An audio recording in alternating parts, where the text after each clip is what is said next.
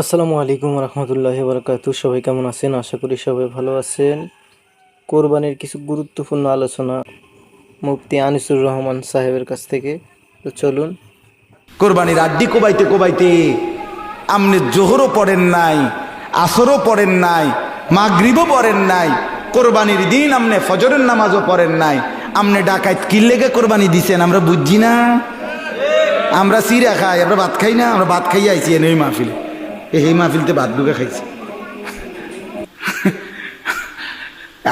আমগুলো ব্যাককল ঠাউরাইছে, আমরা বুঝি না। আমরা বন দিয়ে চা দিয়ে ভিজাই খাই সুদা। বলেন, যেই নাফরমান কোরবানির দিনও ফজরের নামাজ পড়লা না, জোহরও পড়লা না, আসরও পড়লা না, তুমি কেন মিথ্যুক? তুমি তো আল্লাহর জন্য কোরবানি দাও নাই।